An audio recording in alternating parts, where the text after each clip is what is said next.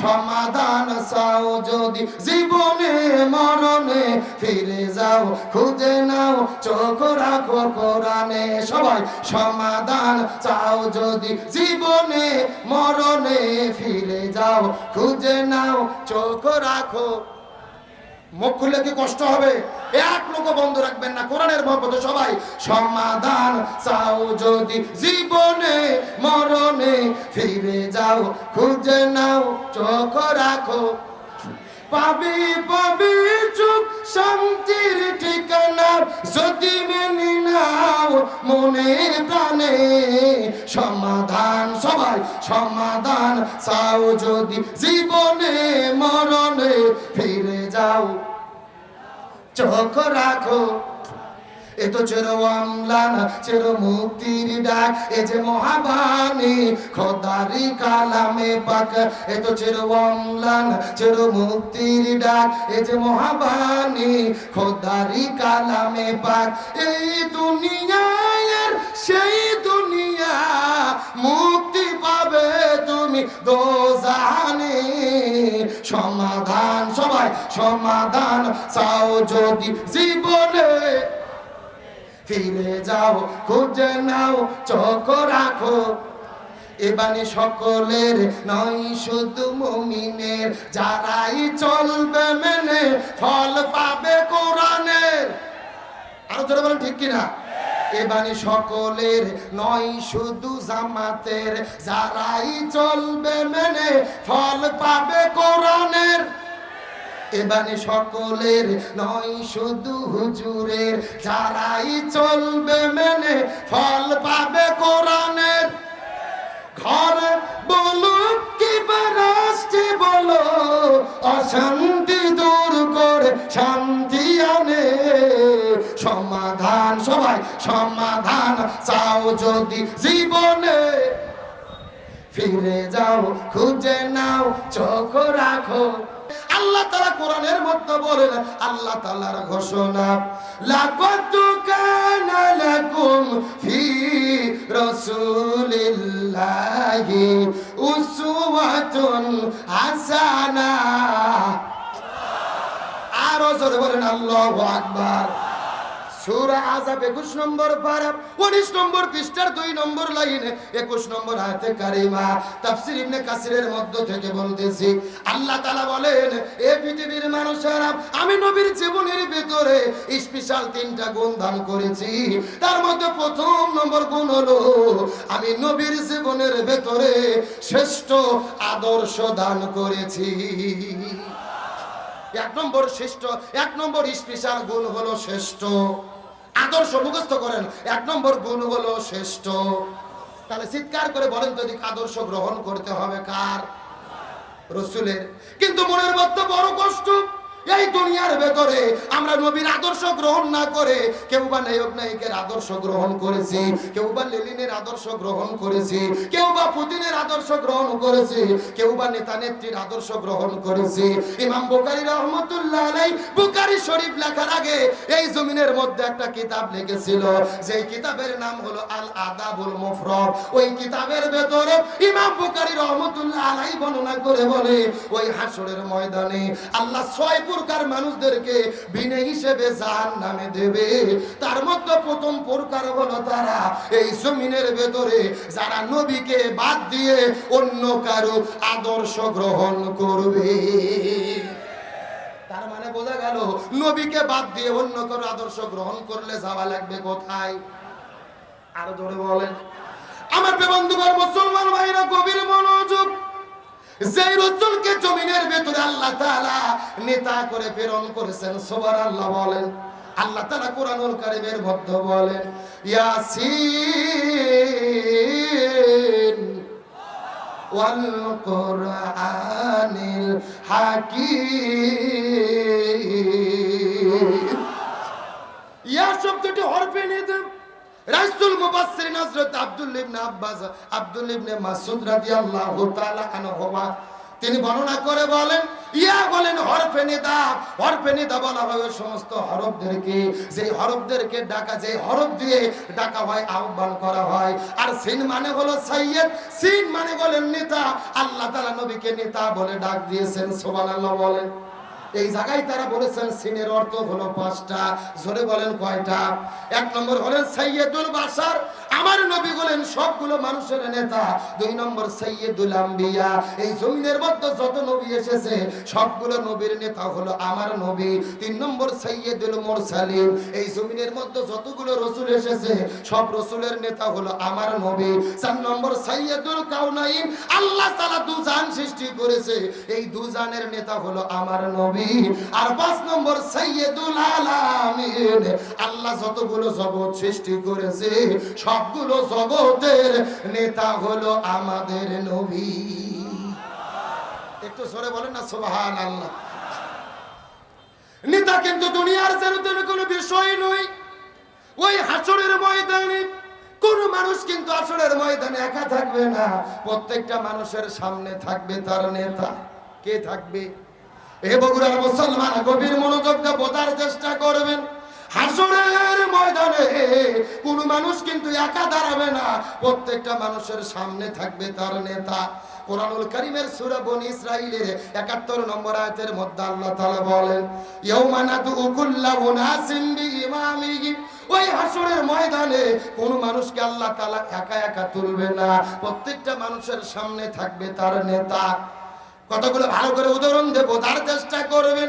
এই বাংলাদেশে যারা আওয়ামী লীগ দল করে, এতদিন পর্যন্ত যারা আওয়ামী লীগ করেছে, হাসরের ময়দানে দেখা যাবে প্রথম থাকবে বঙ্গবন্ধু শেখ মুজিবুর রহমান, তারপরে থাকবে স্বৈরাচার হাসিনা, তারপরে থাকবে ওবায়দুল কাদের, তারপরে থাকবে অন্যান্য দলের নেতারা।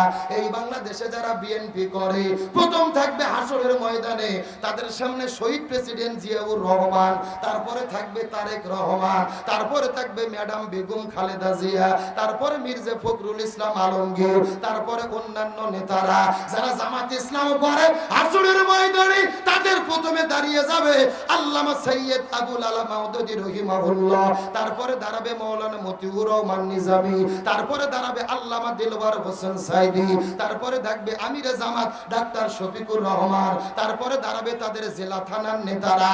এই জমিনের ভেতরে যারা এই দুনিয়ায় কোন দল বাদ দিয়ে নাস্তিক্যবাদের রাজনীতি করেছে, লেনিন ভ্লাদিমির পুতিন ম্যাকিয়াভেলি, তাদের সামনে লেনিন ম্যাকিয়াভেলি পুতিন তাদের সামনে দাঁড়াবে।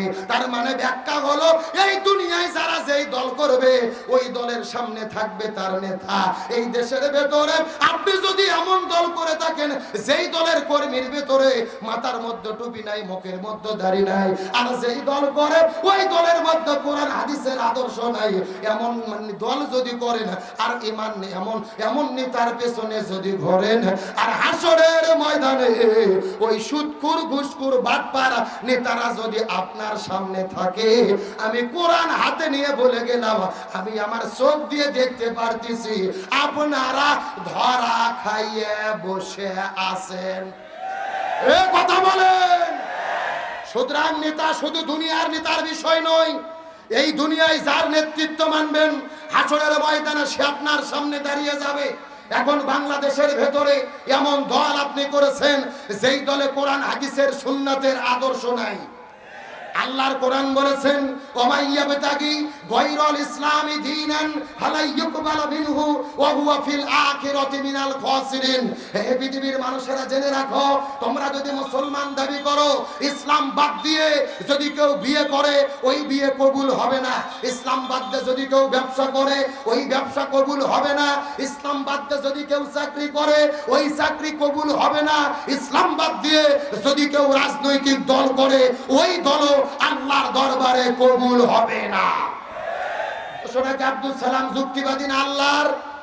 আরো ধরে বলেন কার? আল্লাহ বলেছেন কখনোই কবুল হবে না। সুতরাং যেই দলের কর্মসূচি কোরআন না, যেই দল কোরআনের সংবিধান চায় না, এই দল মুসলমানদের জন্য করা হারাম। আল্লাহর কোরআন বলেছেন আল্লাযীনা ইম্মাক্কান্নাহুম ফিল আরদ আকামুস সালাহ ওয়া আতাউয যাকাত ওয়া আমারু বিল মারুফ ওয়া নাহাউ আনিল মুনকার। মুসলমান যদি হও কর্মসূচি হবে 4টা। ক্ষমতায় যাওয়ার পরে ঘোষণা দেবে আমরা ক্ষমতা যাওয়ার পরে নামাজকে বাধ্যতামূলক করব, যাকাত ভিত্তিক অর্থনীতি কায়েম করব, ভালো কাজ চালু করব, মন্দ কাজ বন্ধ করব। এই 4টা কর্মসূচি যেই দল করবে না, ক্ষমতায় যাওয়ার পরে করতে যাবে না, এদেরকে সমর্থন করা মুসলমানদের জন্য জায়েজ নাই। এখন আপনাদের কাছে প্রশ্ন করতে চাই, কোরআনের এই 4টে কর্মসূচি এই বাংলাদেশে প্রতিষ্ঠিত হোক, সংসদে কোরআন কায়েম হয়ে এই 4 কর্মসূচির ভিত্তিতে বাংলাদেশ চলুক, আমরা চাই কি চাই না? কারা কারা চাই? দুটি হাত আল্লাহকে তুলে রাখা।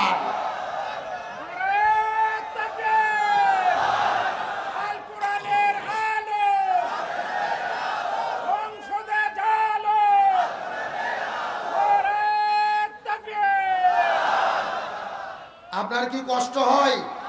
মন খারাপ করেন? আলোচনা কি চলবে? কথা বলেন, চলবে? আলোচনা চলছে। কারা কারা চলবে না হাত তোলেন। এই হলো বাঙালি, যাই বলে আইরে তারই সাথে যাই রে, বোঝা শোনা নাই রে। আমাকে বারবার বলতেছে লোক প্রচুর, বসার জায়গা নেই, একেবারে সাত ঝাঁকি একটা দেব। যারা যারা শেষ পর্যন্ত থাকবেন সবাই একটু হাত টান টান উঠুন তো, সবাই হাতগুলো টানছি না, হাতগুলো একটু নাড়ান তো, ঘুম ছাড়ুক নাড়ান। আলহামদুলিল্লাহ একটু মুষ্টি করেন, মুষ্টি শক্তি করেন, লিল্লাহে তাকবীর। তাই নাই কেবল 60% হলো, এখনো 20% বাকি আছে, একটু গলা কাকে দেন না। এই তাকবীরের ভেতরে ফাঁকা জায়গা মিল করবেন, যারা দাঁড়িয়ে আছেন বসে যাবেন। তাকবীর হবে যখন আমি লিল্লাহে তাকবীর বলবো, আপনি আল্লাহু আকবার বলার আগে হাতটা মুষ্টি করে কাছে এনে একটা ঝাঁকি দেবেন। রাজি আছেন ইনশাআল্লাহ? লিল্লাহে তাকবীর, আল কোরআনের আলো, সংসদে জালো, সারা বাংলায় জালো, সারা বিশ্বে জালো, দুনিয়ার মুসলিম ইসলামের শত্রুরা কোরআন আছে যেখানে, হাদিস আছে যেখানে, লিল্লাহে তাকবীর। কষ্ট হয়, মন খারাপ করেন, তাহলে রাসূলের জীবনে স্পেশাল গুণ কয়টা? 3টা। প্রথম নম্বর হলো শ্রেষ্ঠ আদর্শ। আমার প্রিয় বন্ধুগণ, মুসলমান ভাইরা গভীর মনোযোগ। নবীজির জীবনের ভিতরে আল্লাহ তাআলা 2 নম্বর কি স্পেশাল গুণ দান করেছেন, এই সম্পর্কে আল্লাহ তাআলা কোরআনের মধ্যে বলেন, ওয়া ইন্নাকা লাআলা খুলুকিন আযীম। সূরা কলম 29 নম্বর পারা 3 নম্বর পৃষ্ঠার 12 নম্বর লাইনে 4 নম্বর আয়াতে কারিমা। তাফসীর ইবনে কাসির থেকে বলতেছি, আল্লাহ তাআলা ডাকতে বলে, হে পৃথিবীর মানুষেরা, আমি নবীর জীবনের মধ্যে 3টি স্পেশাল গুণ দান করেছি। তার মধ্যে প্রথম নম্বর গুণ হলো আমি শ্রেষ্ঠ আদর্শ দান করেছি, আর 2 নাম্বার গুণ হলো আমি নবীর জীবনের ভেতরে শ্রেষ্ঠ চরিত্র দান করেছি। 1 নম্বর শ্রেষ্ঠ আদর্শ, 2 নম্বর শ্রেষ্ঠ। নবীজির চরিত্রটা কেমন ছিল? আম্মা জান মাইশা সিদ্দিকা রাদিয়াল্লাহু তাআলা আনহা এর কাছে যাওয়ার পরে কিছু সাহাবীরা জিজ্ঞেস করে বলেন, আম্মা জান মাইশা সিদ্দিকা, আপনি একটু বলেন তো দেখি নবীজির চরিত্রটা কেমন ছিল, নবীজির চরিত্রটা কেমন ছিল বলেন তো দেখি। এমন সময় আম্মা জান মাইশা সিদ্দিকা বলে, হে পৃথিবীর মানুষেরা, তোমরা কি কোরআন পড়ো নাই? সবাই বলে আমরা কোরআন পড়েছি। আম্মা জান মাইশা সিদ্দিকা বলে, মনোযোগ দিয়ে শুনে নাও, এই কোরআন ছিল যেমন নবীজির চরিত্রটা ছিল তেমন। লিল্লাহে তাকবীর। কোরআন ছিল যেমন, নবীজির চরিত্র ছিল। 1 নম্বর শ্রেষ্ঠ আদর্শ, 2 নম্বর শ্রেষ্ঠ। আমার প্রিয় বন্ধুগণ, মুসলমান ভাইরা গভীর মনোযোগ। নবীজির জীবনের ভিতরে আল্লাহ তাআলা তিন নম্বর কি স্পেশাল গুণ দান করেছে এই সম্পর্কে আল্লাহ তাআলা বলেন, ওমা আরসালনাকা ইল্লা রাহমাতাল লিল আলামিন। সূরা আম্বিয়া 17 নম্বর পারার 16 নম্বর পৃষ্ঠা 13 নম্বর পৃষ্ঠার 1 নম্বর লাইন 107 নম্বর আয়াতে কারিমা আল্লাহ তাআলা ডাকতে বলে, পৃথিবীর মানুষেরা, আসমান বলো, জমিন বলো, গ্রহ বলো, নক্ষত্র বলো, জ্যোতিষ্ক মণ্ডলী বলো, নিহারিকা বলো, যতগুলো জগৎ সৃষ্টি করেছি তোমরা ভালোভাবে জেনে নাও, প্রত্যেকটা জগতের রহমত স্বরূপ আমি আমার নবীকে প্রেরণ করেছি। নবীর জীবনের মধ্যে আল্লাহ তিনটি স্পেশাল গুণ দিয়েছে। 1 নম্বর হলেন শ্রেষ্ঠ আদর্শ, 2 নম্বর হলো শ্রেষ্ঠ চরিত্র, আর 3 নম্বর হলো শ্রেষ্ঠ রহমত। ওই নবীজির আদর্শটাকে ভালো করে বোঝার চেষ্টা করবেন। ওই নবীজি কোরআন দিয়ে দেশ পরিচালনা করেছে। এখন আমি আপনাদের জিজ্ঞাসা করি, বলেন তো শান্তি পাওয়ার জন্য কিসের দরকার? আরো জোরে বলেন। আর কোরআন বাদ দিয়ে কখনো শান্তি আসতে পারে? আল্লাহ তাআলা বলেছেন, ওয়ামান নারাদু আন যিকরি ফাইন্না লাহু মাঈশাতান দানকা ওয়া নাহশুরুহু ইয়াওমাল কিয়ামাতি আমা। সূরা 16 নম্বর পারা 28 নম্বর পৃষ্ঠার 3 নম্বর লাইন 124 নম্বর আয়াতে কারিমা আল্লাহ তাআলা ডাকতে বলে, পৃথিবীর মানুষেরা, এই কোরআনকে বাদ দিয়ে, এই দুনিয়ার নিয়ম মেনে, এই দুনিয়ার কোন তন্ত্র মন্ত্র মেনে, বাবার আইন মেনে, চাচার আইন মেনে এই জমিনের মধ্যে যদি শান্তি কায়েম করতে চাও, এই জমিনে শান্তি হবে না। বরং যদি কোরআন বাদ দিয়ে তোমরা জীবন পরিচালনা করো, তোমাদের জীবনটা আমি আল্লাহ অশান্তিতে ভরে দেব। জোরে বলেন না নাউজুবিল্লাহ। তাহলে কোরআন যেখানে থাকে না ওখানে অশান্তি দেয় কে? আরো জোরে বলেন। তাহলে শান্তি যদি পেতে চাই কিসের কাছে আসা লাগবে? আল্লাহর কোরআন বলেছেন, ফামান তাবিয়া হুদায়া ফালা খাউফুন আলাইহিম ওয়ালা হুম ইয়াহজানুন। আল্লাহ তাআলা ডাকতে বলেন, হে পৃথিবীর মানুষেরা, তোমরা যদি শান্তি পেতে চাও, ব্যক্তি, পরিবার, সমাজ, রাষ্ট্র, রান্নাঘর থেকে শুরু করে সংসদ পর্যন্ত যদি শান্তি পেতে চাও, ভালোভাবে জেনে নাও, তোমরা কোরআন মেনে চলো। ব্যক্তি, পরিবার, সমাজ, রাষ্ট্র যদি তোমরা জন্ম থেকে শুরু করে মৃত্যু পর্যন্ত কোরআন মানতে পারো, আমি আল্লাহ তোমাদের জীবনে শান্তিতে ভরে দেব। লিল্লাহি তাকবীর। এই কোরআন দিয়ে জমিনের মধ্যে আল্লাহ তাআলা কেমন ভাবে শান্তি কায়েম করে? এই কোরআন যদি মানতে পারি শান্তি আছে না নাই? আরো জোরে বলেন। তার মানে বোঝা গেল কোরআন বাদ দিলে শান্তি থাকে। আরো জোরে বলেন, থাকে। আমার প্রিয় বন্ধুগণ, মুসলমান ভাইরা, গভীর মনোযোগ। এই কোরআনের মধ্যে যে সব কিছু আছে, এই বিষয়টা বোঝানোর জন্য একটা উদাহরণ দেওয়ার পরে আলোচনাটা শেষের দিকে নিয়ে চলে যাব। কথাগুলো সুন্দর করে বোঝার চেষ্টা করবেন। অর্ধ পৃথিবীর খলিফা, আমির আল মুমিনিন, খলিফাতুল মুসলিমিন হযরত ওমর ফারুক রাদিয়াল্লাহু তাআলা কোরআন দিয়ে সমাজ পরিচালনা করে। ওমর ফারুকের কাছে খ্রিস্টান পাদ্রীগুলো আসার পরে জিজ্ঞেস করে বলে, এ মুসলমানের খলিফা, আমরা তোমাদের কাছে 4টা প্রশ্ন করতে চাই। এই 4টা প্রশ্নের উত্তর যদি তোমরা কোরআন থেকে দিতে পারো, আমরা পাদ্রী কথা দিলাম, আমরা সবাই কালেমা পড়ে মুসলমান হয়ে যাব। কয়টা প্রশ্ন করবেন? আরো জোরে বলেন। ওমর ফারুক ডাকতে বলে, পাদ্রীরা রে, তোমরা প্রশ্ন করতে পারো। এমন সময় পাদ্রীগুলো প্রশ্ন করে বলে, মুসলমানের খলিফা, প্রথম নম্বর প্রশ্ন হলো, বলো তো এই পৃথিবীর এমন কোন জায়গা যেই জায়গাতে সূর্যের আলো একবার গেছে আর কিয়ামত পর্যন্ত যেতে পারবে না? ওই জায়গার নাম তোমরা কোরআন থেকে বলে দাও। তোমাদের কাছে 2 নম্বর প্রশ্ন হলো, এই পৃথিবীর এমন কোন 2 ভাই যারা একই দিনে জন্মগ্রহণ করেছে আবার একই দিনে একই সাথে মৃত্যু বরণ করেছে, অথচ এক ভাইয়ের চাইতে আর এক ভাই 100 বছরের বড়।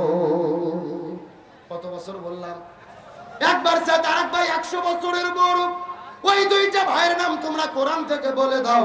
তোমাদের কাছে 3 নম্বর প্রশ্ন হলো, এই পৃথিবীর এমন কোন জেলখানা যেই জেলখানাও খাবার খায়, যেই জেলখানার ভেতরের মানুষটাও খাবার খায়, যেই জেলখানাটাও জীবিত, জেলখানার ভেতরের মানুষটাও, যেই জেলখানাটাও খাবার খায়, জেলখানার ভেতরের মানুষটাও খাবার খায়। 4 নম্বর প্রশ্ন হলো, এই পৃথিবীর এমন কোন কবর যেই কবরটাও জীবিত, কবরের ভেতরের মানুষটাও জীবিত। এই 4টা প্রশ্নের উত্তর যদি তোমরা কোরআন থেকে দিতে পারো, আমরা পাদ্রী কথা দিলাম, আমরা সবাই কালেমা পড়ে মুসলমান হয়ে যাব। কয়টা প্রশ্ন করছেন? আরো জোরে বলেন। প্রথম নম্বর প্রশ্ন, এই পৃথিবীর এমন কোন জায়গা যেই জায়গাতে সূর্যের আলো একবার গেছে আর কিয়ামত পর্যন্ত যেতে পারবে। 2 নম্বর প্রশ্নের, পৃথিবীর এমন কোন 2 ভাই যারা একই দিনে জন্মগ্রহণ করেছে, একই সাথে জন্মগ্রহণ করেছে, আবার একই দিনে একই সঙ্গে মৃত্যুবরণ করেছে, অথচ এক ভাইয়ের সেই তারাক ভাই কত বছরের বড়? ওই 2টা ভাইয়ের নাম তোমরা কোরআন থেকে বলে দাও। তোমাদের কাছে 3 নম্বর প্রশ্ন, এই পৃথিবীর এমন কোন জেলখানা যেই জেলখানাও খাবার খায়, জেলখানার ভেতরের মানুষও খাবার খায়।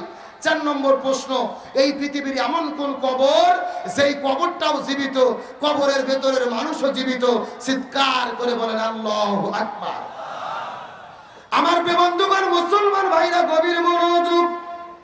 এই কথা বলার পরে হযরত ওমর ফারুক আলীর কাছে ডাকতে বলে, আলী রে, রাসূল পৃথিবীর মধ্য থেকে বিদায় নিয়ে চলে গেছে, কিন্তু রাসূল ঘোষণা করে বলে গেছে, আনা মাদিনাতুল ইলমি ওয়া আলী বাবুহা। আলী যদি, আমি নবী যদি জ্ঞানের শহর হই, হযরত আলী হলো তার দরজা। আলী রে, এই পাত্রীদের 4টা প্রশ্নের জন্য এই কোরআন বের করে তোমরা 4টা প্রশ্নের উত্তর দিয়ে দাও। এমন সময় হযরত আলী কোরআন বের করে 4টা প্রশ্নের উত্তর দিয়ে দিল। সঙ্গে সঙ্গে পাদ্রী গুলো কালেমা পড়ে মুসলমান হয়ে গেল। হযরত আলী কোরআন থেকে 4টা প্রশ্নের উত্তর কি দিয়েছিল জানার দরকার আছে না নাই? যদি বলেন আছে না নাই? আমার বন্ধুগণ, মুসলমান ভাইরা গভীর মনোযোগ। এই বিষয়টা আমি অবশ্যই আপনাদের মধ্যে বলবো, কিন্তু তার আগে রাসূলের জীবনের শিক্ষাটা আপনাদের মধ্যে বলতে চাই। আমার নবী যে মক্কা থেকে মদিনায় হিজরত করে চলে গেল, ওই মদিনায় যাওয়ার পরে আমার নবী মদিনা নামক একটা রাষ্ট্র গঠন করলো। আর আমার নবী যে ওই মদিনা নামক রাষ্ট্রের হলো আমার নবী রাষ্ট্রপতি। আমার নবী কি ছিল? আরো জোরে। কেরে নবী রাষ্ট্রপতি ছিল বলতে ভয় লাগে, লজ্জা লাগে? আমার নবী ছিল রাষ্ট্রপতি। জোরে বলেন, আমার নবী কি ছিল? আরো জোরে। এখন আমি আপনাদেরকে জিজ্ঞাসা করি, বলেন তো দেখি, আমার নবী যদি রাষ্ট্রপতি হয়ে থাকে, আমাদেরকে এই হুজুরদেরকেও রাষ্ট্রপতি হওয়ার দরকার আছে না নাই? আরো জোরে বলেন। এই যেটা বললেই বিপদ। অনেকের মনের ধারণা হুজুররা শুধু মসজিদে নামাজ পড়াবে, মসজিদের মধ্যে জিকির করবে, বিয়ের দিনে বিয়ে পড়াবে, মানুষ মরে গেলে জিয়ারত খাবে, 40 দিনে রুটি আর হালাই কলি খাবে, আর এদের কোনো দাম নাই। হুজুররা মসজিদে জিকির করবে আর ওরা ওখানে বসে 2 নম্বরই করে খাবে। এ কথা কর না কা? অত সোজা নয়। আমার নবী ছিল মসজিদ